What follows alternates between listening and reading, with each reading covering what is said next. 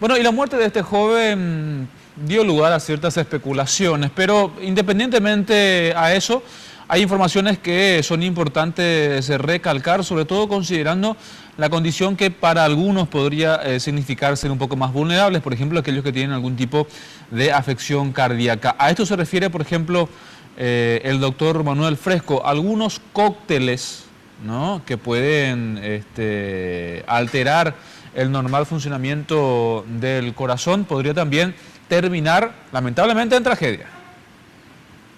La combinación de drogas en muchos casos resultan en derivaciones fatales, específicamente en el caso de los estimulantes, los cuales actúan diferentes a nivel cardiovascular, produciendo palpitaciones aceleradas que pueden llevar al infarto.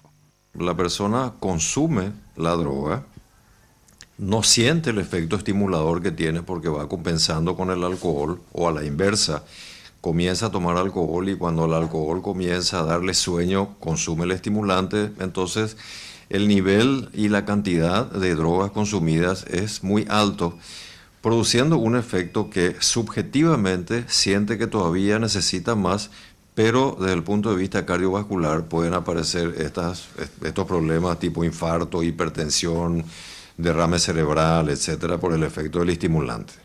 Los médicos recomiendan no mezclar las diversas drogas que puedan ocasionar sobredosis.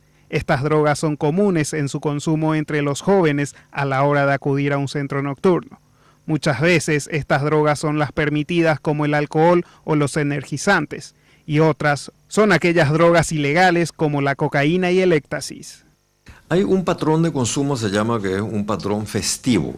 O sea, hay personas que solamente consumen los fines de semana y en escenarios tipo discoteca, por ejemplo, como las metanfetaminas en general, que tienen esta manera de ser consumidas. Y otras drogas tienen un patrón diferente, como la marihuana se consume diariamente, el alcohol, la cocaína se puede consumir diariamente. Entonces, dependiendo del tipo de usuarios.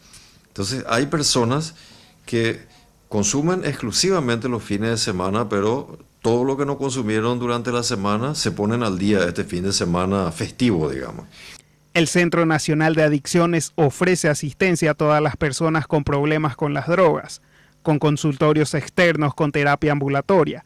También cuenta con unidades de internación avanzada para aquellas personas que llevan luchando años con esta enfermedad crónica.